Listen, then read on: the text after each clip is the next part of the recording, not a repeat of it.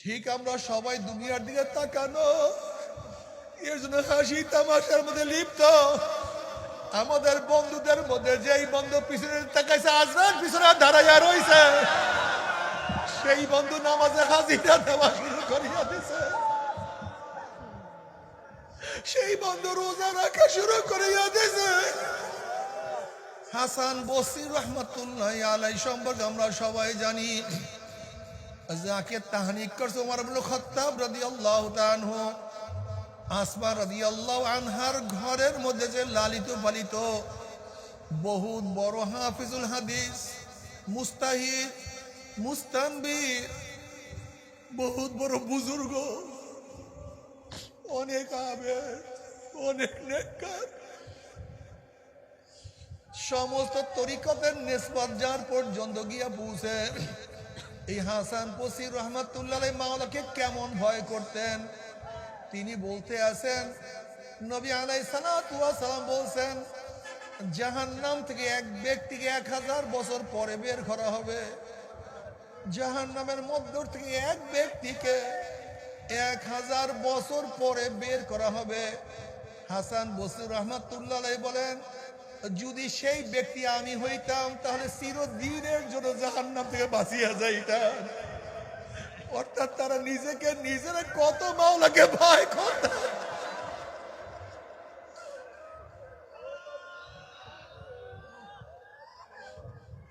যে মাওলা হে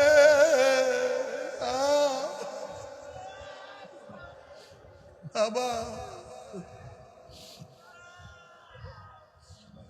নবী রাহমাতুল্লাহ আলাইহি এত বড় বুজুর্গ, এত বড় আলেম, আমার মাওলা তাকে এত ইলম দান করছে। নবী রাহমাতুল্লাহ আলাইহি আমার মাওলা এত প্রজ্ঞা দান করছে, এত জ্ঞান দান করছে। আমার ধারণা যদি সাগরের সমস্ত পানি কালি হয়ে যায় আর নবী রাহমাতুল্লাহ আলাইহি উনি শুধু লিখতে থাকতেন, কালি শেষ হয়ে যাইতো, ওনার এলেম শেষ হইতো না। আল্লাহ এত এলেম দান করছে, এত বড় বুজুর্গ, এত বড় আলেম, এত বড় মুহাদ্দিস, এত বড় আলেম। সে বলে, মাওলা আমাকে মাফ করিয়া, মাওলা আমাকে ক্ষমা করিয়া জান্নাতি লোকের জুতা বানাইয়া দেয়, আমার কষ্ট জীব, আমার জাহান্নামে যাওয়া লাগবে না।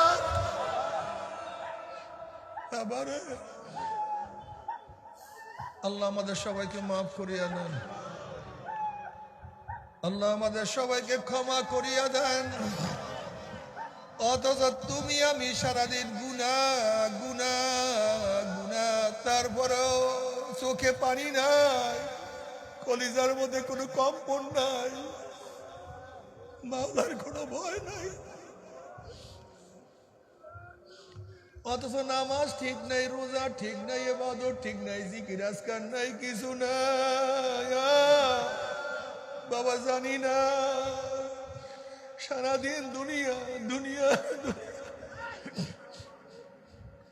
যেরকম একটা গরু ছাগল গোয়াল ঘর থেকে বের হওয়ার পরে গোয়াল ঘরে ঢোকার আগ পর্যন্ত শুধু খাওয়া বাসা, খাওয়া বাসা, খাওয়া বাসা, ঠিক আমরাও কিছু মানুষ ঘুমের থেকে ওঠার পরে ঘুমাবার আগ পর্যন্ত চাকরি, ব্যবসা, বাণিজ্য, টাকা পয়সা,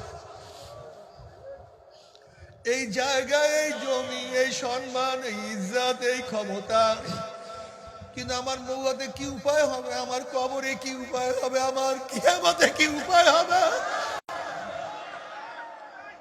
আমার মিজানে কি উপায় হবে। وإن منكم إلا واردها كان على ربك حتما مقضيا ثم ننزل الذين اتقوا ونذر الظالمين فيها جثيا। 30,000 বছরের পুলসিরাত, 30,000 বছরের পুলসিরাত চুলের চেয়েও চিকন, তলোয়ার চেয়েও।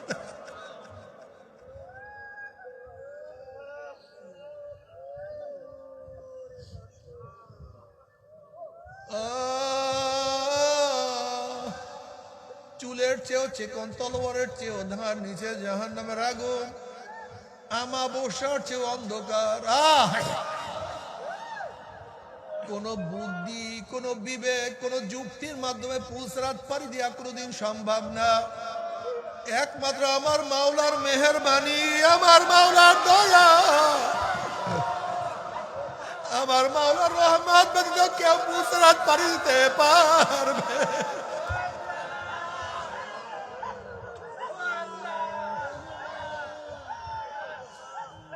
তুমি কি দেখো নাই? তুমি কি বুখারীর মধ্যে রওয়ায়াত দেখো নাই? বুখারীর মধ্যে রওয়ায়াত আখরে, বুখারীর মধ্যে রওয়ায়াত আসছে, যখন পুলসরাত পাড়ি দিতে যাবে নবী, রাসূল, সাহাবী সবার জবানের মধ্যে শুধু একটা শব্দ থাকবে, আল্লাহুম্মা সাল্লিম, আল্লাহুম্মা সাল্লিম, আল্লাহুম্মা সাল্লিম। সবার মুখের মধ্যে শুধু একটা থাকবে, মাওলা সহি সালামতে নিরাপদে পুলসরাত পারি করিয়া দাও, নিরাপদে পুলসরাত পারি করিয়া দাও।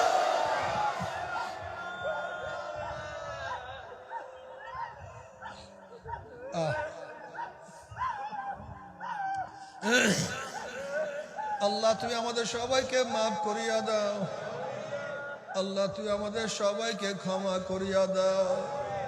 ও আমার যুবক বাবারা, ও মুরব্বী, ও পর্দার মা বোনেরা,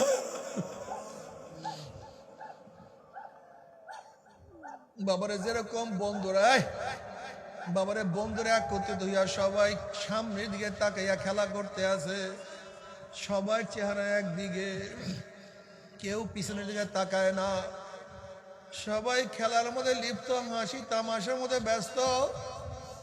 হঠাৎ এক বন্ধু পিছনের দিকে তাকায় দেখে বাঘ দাঁড়াইয়া রইছে। যেই বন্ধু পিছনের দিকে তাকাইছে মুহূর্তের মধ্যে তার হাসি বন্ধ হইয়া গেছে, খেলা শেষ হইয়া গেছে, দৌড়াদৌড়ি শুরু করিয়া দিছে। কিন্তু যেই বন্ধুরা তাকায় না তারা খেলার মধ্যে লিপ্ত আছে। ঠিক আমরা সবাই দুনিয়ার দিকে তাকানো, এর জন্য হাসি তামাশার মধ্যে লিপ্ত। আমাদের বন্ধুদের মধ্যে যেই বন্ধু পিছনে তাকাইছে, আজরাইল পিছনে দাঁড়াইয়া রইছে, সেই বন্ধু নামাজে হাজিরা দেওয়া শুরু করিয়া দিছে, সেই বন্ধু রোজা রাখা শুরু করিয়া দিছে।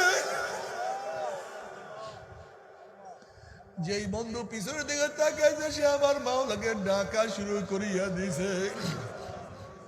যেই বন্ধু পিছনের দিকে তাকাইছে সেই বন্ধুর চোখের মধ্যে পানি শুরু হইয়া গেছে।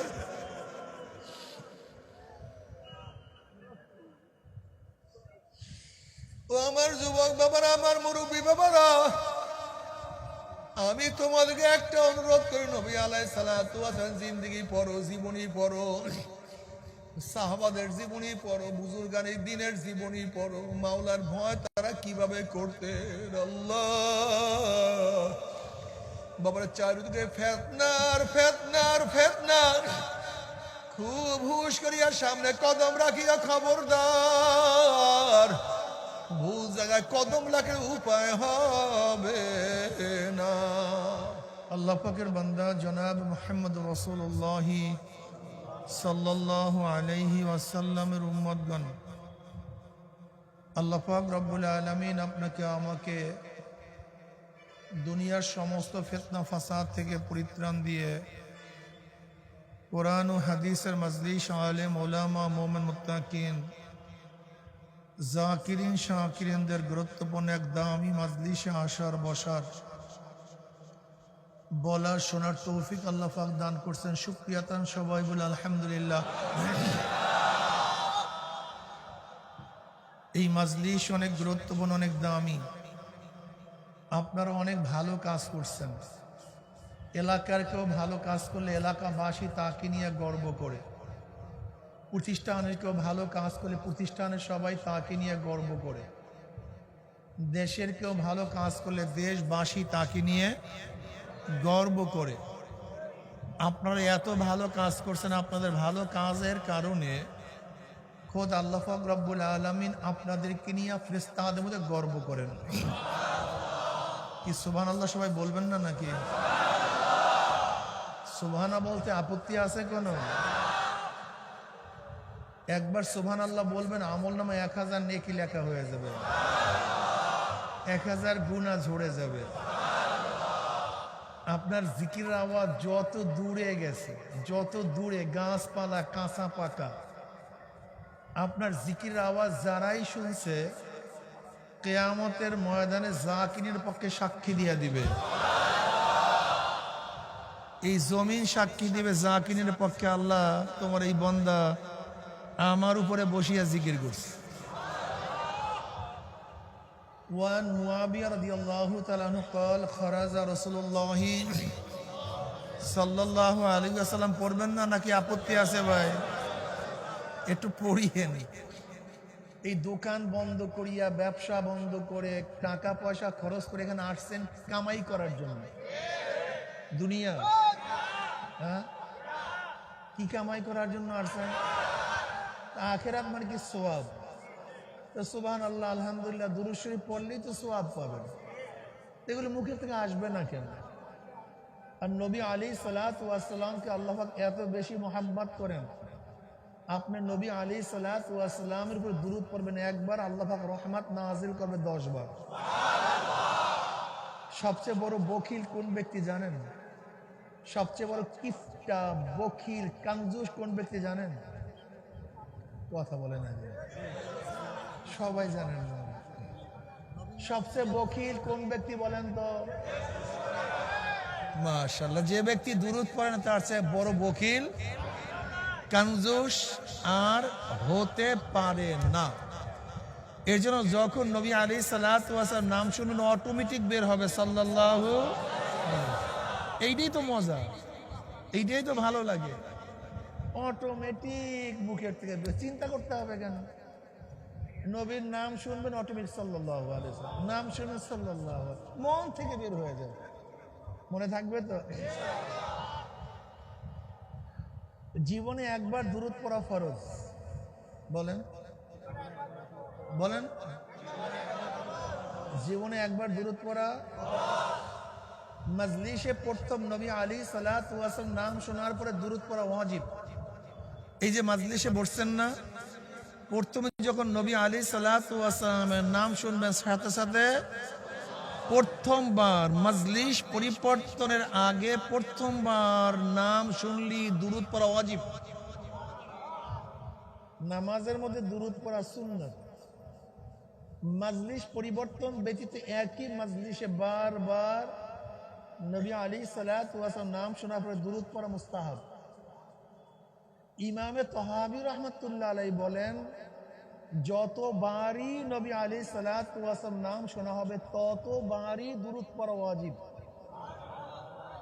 কিন্তু ফতোয়া হলো আগের উপরে, অর্থাৎ তহাবী রাহমাতুল্লাহ আলাইহির ফতোয়া আছেন, মাসলাক হলো যতবার নবী আলাইহিস সালাতু নাম শুনবেন দুরূদ পড়া প্রতিবার ওয়াজিব।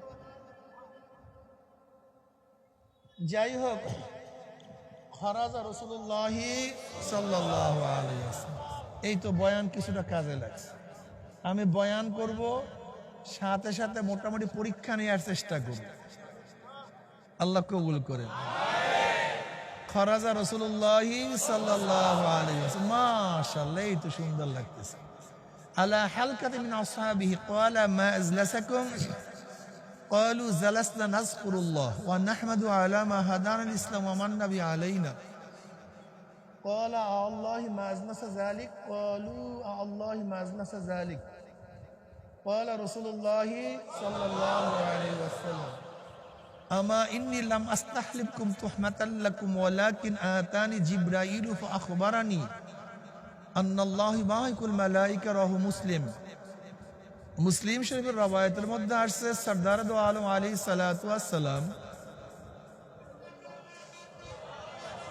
সাহাবায়ে কেরাম রিদওয়ানুল্লাহি তাআলা আলাইহিম আজমাইন, যারা সর্বশ্রেষ্ঠ, সবচেয়ে দামি, মিয়ারে হক, যারা আদেল, যাদের আদালতের ব্যাপারে গোটা দুনিয়ার কোনো ইমাম ইখতিলাফ করেন নেই, যাদের আদালতের ব্যাপারে দুনিয়ার কেউ ইখতিলাফ